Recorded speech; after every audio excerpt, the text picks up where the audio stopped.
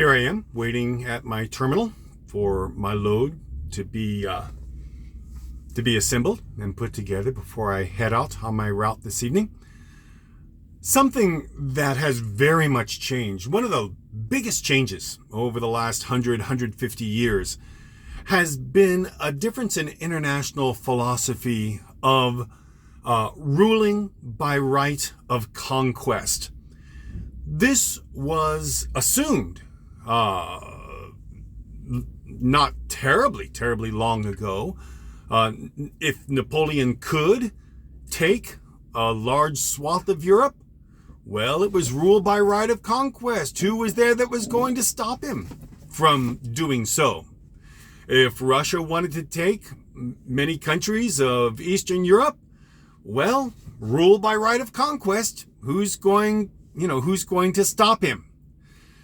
The Israel and Palestine, if you can take it, then it must be yours, ruled by right of conquest.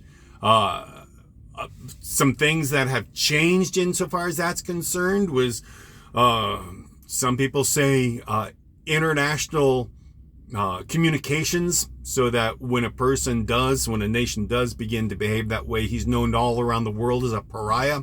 Some people say, and I think for a large extent, it's nuclear weapons, and that mutually assured destruction, meaning that if a person goes too far, they know that very bad things can happen.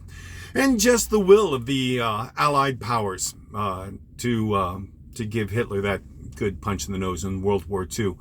All these things have changed, and many countries have come together to push against Russia's aggression in Ukraine, and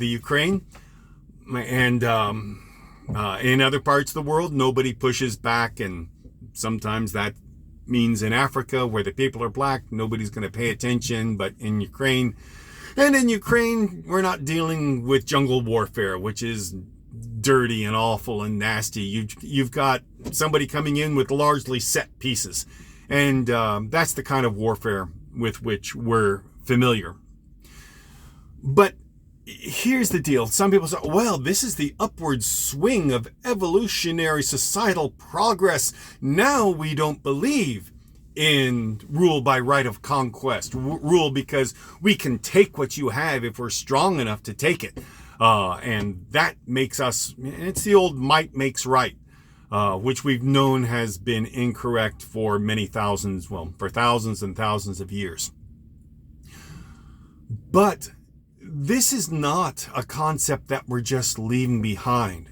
Donald Trump and the Republican powers and Newt Gingrich have brought this back with a vengeance, taking the freedoms and the voting rights and the right to express from other people. Now, here's the deal. When you are debunking lies, and when, such as I'm saying this right now, somebody could say, well, you're not allowed to say that. And I'm telling that person, you can't tell me what to say. Well, there, I've just told that other person. The difference is what we all know between right and wrong. We learned it with our mother's milk. Nobody disputes it. But in the end, you can say, what is that?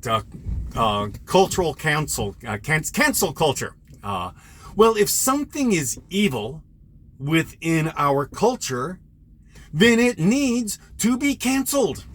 If there is bigotry and it is in our culture, then we need to speak out against it. That part of our culture needs to be canceled. Bad things need to be canceled.